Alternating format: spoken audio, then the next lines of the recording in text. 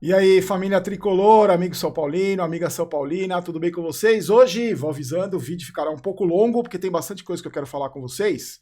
E vamos começar já sem muita enrolação, falar do Luciano, que é a nossa principal dúvida para o jogo de amanhã, 9h30 da noite, na Arena do Grêmio, semifinal da Copa do Brasil, primeiro jogo. O Luciano, ele não treinou na segunda-feira, mas nessa terça-feira ele fez um trabalho ali no campo com outros jogadores, e ele viajou, o São Paulo viaja hoje para Porto Alegre, viajou, será relacionado, só que sinceramente eu não sei se ele vai entrar jogando, porque ele teve, como você sabe, fez ressonância, teve um pequeno estiramento no músculo adutor da coxa, e ele não está 100%. Na verdade, o fato dele não ter treinado, os especialistas falam que não tem muita importância, porque ele já estava jogando com o time, ele está entrosado, está em ritmo de jogo, porque o São Paulo está disputando um jogo atrás de jogo, é mais importante no treinamento, no caso, quem atuaria no lugar dele. Na minha opinião, o Diniz vai com o Tietê, vai repetir o mesmo esquema do Atlético Mineiro, até porque deu certo, né? Contra o Atlético Mineiro, o Tietê foi um dos melhores em campo. Eu acho que ele vai repetir, não vai arriscar colocar o Luciano. Eu também não arriscaria, porque é o primeiro jogo, né? São 2 jogos, é o primeiro jogo. O cara não tá 100%, então eu fico preocupado de você colocar o Luciano para começar jogando. De repente o cara estoura e ficar fora do resto da temporada. O São Paulo ainda tem a semifinal da Copa do Brasil, mais 12 jogos pelo Campeonato Brasileiro. O Diniz vai levar 24 jogadores para Porto Alegre. Geralmente ele leva 23, mas ele tá levando um a mais por causa desse risco de lesão. Então, mas eu aposto que o Tietê vai jogar. Quero saber a sua opinião. Você acha que o São Paulo deve manter o esquema? Mesmo que não vá surpreender mais o Renato Gaúcho, como o Diniz surpreendeu o Sampaoli. Mas eu acho que devia manter o mesmo esquema, que deu certo. O Luciano, quem diria, não fez nem tanta falta assim contra o Atlético Mineiro. Já os nossos adversários, que vem mordido, depois da trauletada que o Grêmio levou na Libertadores, caiu fora depois de tomar de 4 do Santos. Depois, no final de semana, depois, logo na sequência, teve um jogo com Goiás, depois Sport. O Grêmio não tá conseguindo resultados no Campeonato Brasileiro. Eu acho que é um time cansado, mais um time que vem mordido e praticamente só tem essa competição, só tem a Copa do Brasil, porque no Campeonato Brasileiro ainda tem chance, mas um pouco mais remota. E o Grêmio é um time copeiro, você sabe. Mesmo o pessoal tava me perguntando... Peraí, da minha cachorra.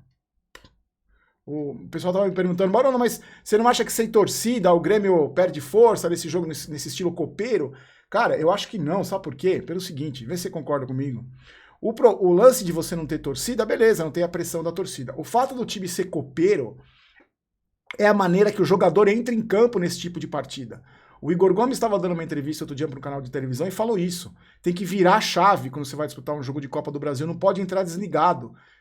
O Igor Gomes até usou o exemplo do jogo contra o Corinthians, né? Se entra desligado como entrou contra o Corinthians, acabou o campeonato, ele tem razão. E o Grêmio, os jogadores são preparados há muito tempo para jogar esse tipo de competição mata-mata. E o São Paulo tem dificuldade, a gente sabe.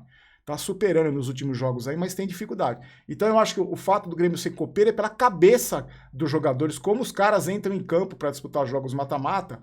E o Renato Gaúcho é profundo conhecedor para fazer a cabeça dos caras para entrar nesse tipo de competição com força total.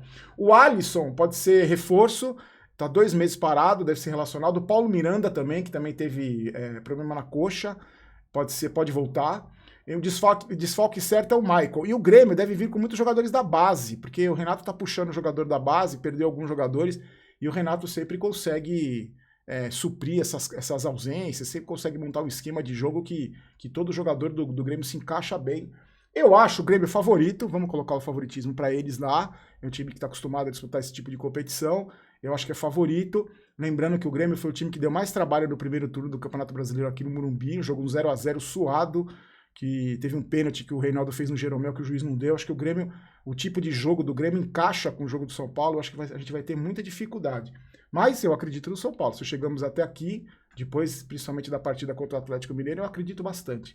Gabriel Sara. O Gabriel Sara prorrogou o contrato dele até 2024 com uma multa de 50 milhões de euros, o equivalente a 256 milhões de reais. Não é garantia que o Gabriel Sara não vá sair caso o São Paulo seja campeão, ou caso venha uma equipe forte para tentar buscá-lo, mas pelo menos prorrogou o contrato. Agora eu queria falar com vocês sobre essa nova diretoria aí que o Casares está formando. Para começar, surgiu uma informação hoje aí de bastidor, depois saiu até em alguns sites, o seguinte, que o Rodrigo Caetano, o nome dele perdeu força nos bastidores. Por quê? Porque o orçamento do São Paulo no ano que vem para contratar vai ser pequeno, vai ser bem reduzido, a prioridade é cortar gastos. Então, deu uma esfriada nessa história do Rodrigo Caetano. Até porque, com a renovação do Raí renovação não, né? Com o contrato do Raí até o final do Campeonato Brasileiro, o Casares não tem pressa de contratar um cara para substituir o Raí. Então, o que se tem falado é que o nome do Rodrigo Caetano perdeu força. Aliás, é um dos motivos de preocupação da torcida, o fato do Rodrigo Caetano ser um provável diretor de futebol do São Paulo, porque a torcida do Inter de Porto Alegre não gosta muito dele, que ele teve problemas de relacionamento com o Cudê, a torcida culpa o Rodrigo Caetano pela saída do Cudê. Então, muitos amigos do canal aqui são colorados e falaram que estão agradecendo, dando graças a Deus, porque o contrato do Rodrigo Caetano termina agora dia 31 de dezembro, ele não vai renovar. Então, o nome dele esfriou. Por enquanto, vamos de Raí até fevereiro. E aí tem outros nomes aqui que eu queria falar para vocês, ó. O Eduardo Toni é o novo gerente de marketing do futebol. Ele foi diretor de marketing da LG em 2012, quando o São Paulo era patrocinado pela Sempre Toshiba. Ele participou das negociações. Isso aqui é a marca da Sempre Toshiba, não é? Ou eu tô louco? Eu acho que é. Ele que participou das negociações e tal. E o Casares era o diretor de marketing naquela época. O mais importante que ele vai fazer é cuidar do sócio-torcedor, que está abandonado, né? O sócio-torcedor de São Paulo não tem nenhum benefício de ser sócio-torcedor de São Paulo. E também ele vai fazer o seguinte: ele vai trabalhar na renovação dos contratos dos patrocinadores da camisa do São Paulo. Só para você saber. São 7 patrocinadores. Desses 7, 5 contratos acabam agora em dezembro. Só 2 que terminam só em março. Então, esse diretor de futebol, esse Eduardo Toni, ele vai... Já tem mais ou menos, não é que estão encaminhadas as conversas, mas existe interesse na renovação, porque se essas marcas pegaram o São Paulo na draga, agora que o São Paulo está bem, tem chance de ser campeão nos 2 campeonatos, eu acho que existe uma tendência natural da renovação desses contratos. Então, esse diretor de marketing vai ter que... vai negociar com esses caras para tentar prorrogar o contrato dessas 5 empresas que acabam agora em dezembro. Eu acredito que não vai ter dificuldade. Assim também com o Banco Inter, que também estão falando já que vai renovar, que também por causa do momento do São Paulo. E tem também uma coisa que a gente conversou no Resenha Tricolor, aliás, que está no ar, se você quiser assistir, na descrição tem um link lá para você ver, que a gente falou, o Caio falou, deu uma informação importante sobre a Adidas, que o São Paulo vai passar a ser do primeiro time da Adidas, né? Porque não era. Então vai ter linha de treino, linha de passeio, a linha feminina completa. Então a partir de 2021 vai ter esse upgrade aí. O São Paulo não ganha dinheiro com a Adidas, só ganha por causa através de royalties. Então vai dar até com o relacionamento com a Adidas vai melhorar. E é o que eu sempre falo para vocês, né, gente? Título, boa fase, mas principalmente título, atrai novos investimentos, né? Então eu acho que é sensacional isso, de você poder negociar, porque as receitas vão ser curtas, ainda mais com esse problema que a gente viveu, todos os clubes vão sofrer na pele. Então esse diretor de marketing tem uma missão importante. E tem um outro cara que eu vou falar para vocês, eu falei até na live de segunda-feira, não tinha saído o nome ainda. O que aconteceu? O Casares tinha falado para mim, quando a gente conversou, que ele ia trazer alguns caras do mercado, falou desse cara do marketing, que estava vendo um cara do marketing, que ele não podia falar o nome porque o cara estava empregado. Provavelmente era esse Eduardo Toni aí. E aí, na segunda-feira, ele fez um discurso. O Casares estava com o Leco, fez um discurso para os jogadores e para a comissão técnica. E o Carlos Belmonte, que é um conselheiro, que vai trabalhar também no departamento de futebol, foi um dos organizadores do projeto do basquete, foi o braço direito do Casares na campanha, vai ser a ligação, explicou a função dele, a ligação entre o Morumbi, o centro de treinamento e Cotia. Então esse cara tá lá, além do Muricy, né, que vai estar, o Kaká, o Muricy que vai fazer aquele meio campo na diretoria com a comissão técnica, e aí o Raí continua até fevereiro como diretor de futebol. O que eu acho é o seguinte, os nomes estão sendo a diretoria está sendo montada. Eu acho, particularmente, que o Casares acertou, até agora tem tomado atitudes corretas, como prorrogar o contrato do Raí, como a postura que ele está tendo, contratar um diretor de marketing do mercado, não dá a cara a tapa, não é um cara que se esconde, desde a campanha ele não se escondeu, e agora eleito ele também não está se escondendo. Ele vai para Porto Alegre, foi para Porto Alegre com a delegação, a informação que tinha que ir para Porto Alegre pela primeira vez, vai acompanhar o jogo de perto. Então eu sempre admiro a postura de quem dá a cara a tapa, de quem se expõe. Não são aqueles covardes que ficam escondidos e só aparecem na hora boa. Então, por enquanto, o que o Casares tem feito, que nem esperou assumir o cargo, já está trabalhando nos bastidores, graças a Deus ele tem uma relação boa com o Leco, então o trabalho de transição também é positivo. O que eu acho é o seguinte, gente, tem muita coisa positiva aí para a gente pensar, muita coisa positiva para a gente pensar num 2021 não tão tenebroso mesmo por causa dos efeitos do que a gente está vivendo. Então todos os clubes vão sofrer na pele. Eu acho que podia coroar tudo com título para a gente começar, né, a temporada de 2021, que começa em fevereiro, com força total e com um presidente ativo, que dá cara a tapa, e, né? Por falar em live, você é meu convidado.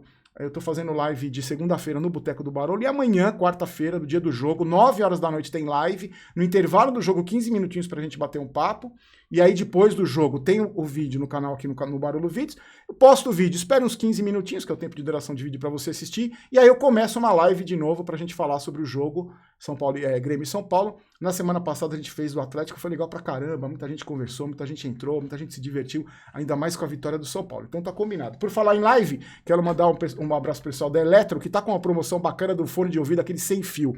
Eu vou pedir pra eles me mandarem um, porque eu uso esse monstro aqui, ó. Olha o tamanho do fone de ouvido que eu uso pra fazer minhas lives. Então ele é meio desconfortável. Sabe aquele pequenininho que você coloca, que é moderno pra caramba, que você coloca que não tem fio. Então a Eletro tá fazendo uma promoção. Eu vou deixar o link aqui no primeiro comentário, no primeiro link da descrição, você confere lá. Um preço imperdível. Um abraço pro pessoal da Eletro, pro Vitório e pro Otávio. Confere lá, é um produto de qualidade. Eu vou pedir um pra mim, porque isso aqui é moderno, né? Tem que ser moderno. Agora eu tô de microfone moderno, agora eu tô virando um tiozinho moderno, então vou arrumar um fone de ouvido também moderno, tá bom? Ó, outra coisa que eu queria falar com vocês.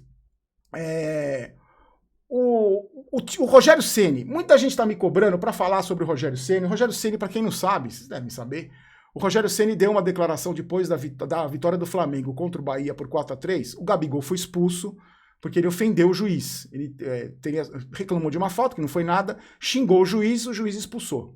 O Rogério Ceni, depois da partida, que o Flamengo venceu, o árbitro é paulista, que o Flamengo venceu, o Rogério Ceni deu uma insinuada que não era para trazer árbitro paulista, para expor o cara, insinuando que o São Paulo seria beneficiado. Aquela mesma história que a gente conhece, que vem de parte da imprensa, que a gente sabe. O que eu não esperava era que fosse vir do Rogério Ceni, que caiu nesse jogo estúpido, para mim um jogo baixo, rasteiro, de ficar insinuando que tal time foi beneficiado, pode ser beneficiado. E como lembrou o Menon, na coluna dele no blog do Menon, o juiz que apitou, que expulsou o Gabriel, ele já havia expulsado o Fernandão do Goiás pela mesma atitude, por ter sido xingado pelo Fernandão do Goiás. Sabe contra quem? Contra o Flamengo. Então, esse tipo de alegação do Rogério Ceni nada mais é do que colocar pressão nos árbitros que vão apitar os jogos do São Paulo. É uma técnica, para mim, baixa, é uma técnica que besta, mas infelizmente existe dentro do futebol. Os caras vão colocar pressão em todo árbitro que vier apitar jogo do São Paulo, seja paulista, carioca, baiano, gaúcho, mineiro, não importa. Todo árbitro que apitar jogos do São Paulo no Morumbi ou fora do Morumbi será pressionado, porque esse tipo de declaração sai dos próprios clubes, como saiu da boca do presidente do Flamengo, da boca do técnico do Flamengo, como também sai por parte dessa imprensa que a gente sabe para que time torce, sabe que odeia o São Paulo. Então isso vai sempre repercutir. Nada mais não se assuste, a gente vai ver muito isso acontecer. Qualquer faltinha não marcada contra o adversário do São Paulo, qualquer pênalti marcado para o São Paulo, no dia seguinte você vai ver, alguém vai comentar a história do Caboclo, que o São Paulo está sendo beneficiado. É o tipo de atitude, para mim, que eu acho lamentável. Eu fico muito triste com esse tipo de atitude, mas infelizmente no nosso futebol isso acontece. E não é só a insinuação do Rogério Ceni, não foi com o São Paulo. Eu não achei que foi baixo por causa do São Paulo. Seria baixo do mesmo jeito se fosse contra o Corinthians, contra o Atlético, contra o Grêmio. Não existe esse tipo de insinuação.